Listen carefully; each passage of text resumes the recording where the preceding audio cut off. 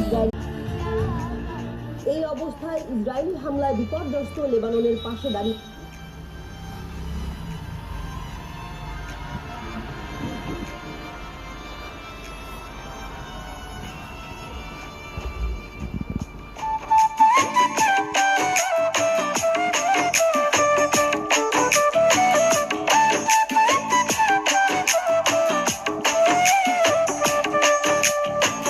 কুমার যেমন উড়াই ঘটি আমার তেমন হয়, কে জানি তো তার পিড়িতে পুরিবে কপাল।